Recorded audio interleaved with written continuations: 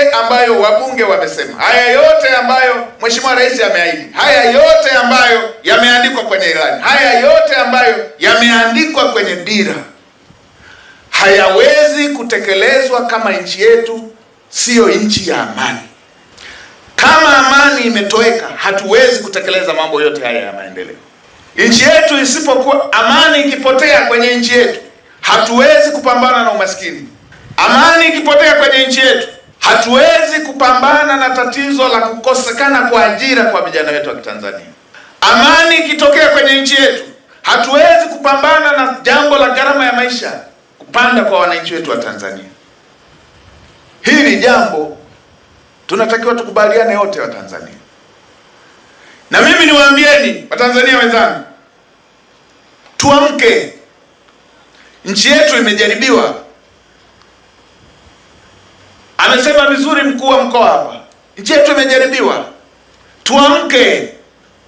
Tunagombanishwa mno. Kuna mchezo tunachezewa, kuna mchezo mbaya tunachezewa, na wale wanaocheza wamejitahidi kumwondolea heshima kila mtu. Asiwepo mtu wa kuambia Watanzania shtukeni.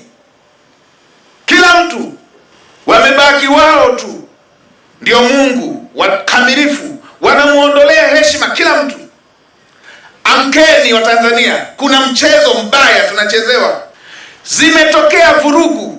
Kwa aina ya vurugu zilivyotokea, kwa nini hatushtuki? Watatumia visingizio vingine, lakini hapa pana mchezo. Zimetolewa fedha wakapewa vijana, na wale vijana wakaandaa baadhi ya vijana wachache hivi, wakawapapa manyunyu kuambia wenzao nendeni mkafanya vurugu. Vijana wengine tunawajua, wameondoka juzi tu hapa, wakaenda nchi zingine hapo, wameenda wanahifadhiwa hapo, na tunajua kijana mmoja ambaye juzi tu tulikuwa tunaishi naye maisha ya kimaskini hapa, anasongesha na tunaombana M-Pesa. Juzi kapewa dola milioni mbili. Dola milioni mbili ni kama bilioni 5.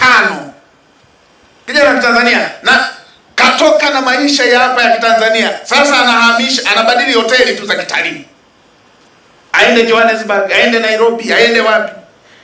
Kijana wa Kitanzania unakaa miezi 3 kwenye hoteli ya kitalii, na unaitisha na wenzako wanaokubali, njoni na nyie njoni, wanakaa kwenye mahoteli ugaibuni. Hata hapa Arusha tu kijana wa Kitanzania, Watanzania nao wafahamu, uweze ukakaa miezi 3 hotelini. Wanakaa bilioni 5. Wahamasishe wachome nchi yao. Yule anayetoa hiyo fedha atairudishaje? Huyo mmoja akapewa bilioni 5. Vijana wako wengi hivi wamepewa. Yule anayetoa hayo mabilioni yote hayo kuwapa vijana atazirudishaje? Kwa nini hatujiulizi? Kuna mchezo tunachezewa. Kwa nini hatujiulizi atarudishaje? Mwalimu Nyerere aliwahi kusema, Mtanzania wa kawaida hawezi kununua watu kabla kwanza yeye hajanunuliwa. Wale wanaowapa hii fedha watarudishaje? Wana nini? Wana maslahi gani na nchi yetu? Mnaita maandamano. Kiongozi wake alikuwa nani? Waliandamana kutoka wapi kwenda wapi? Ajenda yao ilikuwa ipi? Tumejiuliza? Tunachonganishwa mno. Kuna jambo watu wanatafuta. Kuna mchezo wanatuchezea mbaya. Kuna jambo wanatafuta.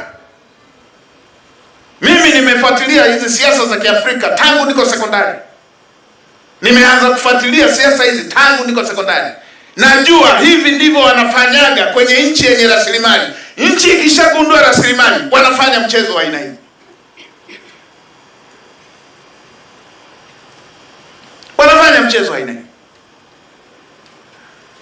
Wanakutafutieni namna ya kugombana, mgombanisho, kwa sababu mkiwa wamoja hawawezi kuchukua rasilimali zenu. Watagombanisha wananchi na serikali yao, watagombanisha wananchi na vyombo vyao vya ulinzi na usalama, watagombanisha mpaka dini. Watu wasielewane kabisa kwenye taifa hili.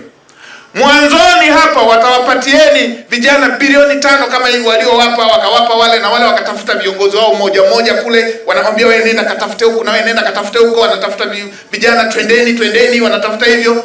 Wakishaona mmechukiana, mkiuana mtachukiana. Wakishaona mmeuana mmechukiana, watawaletea silaha, watachukua madini yenu.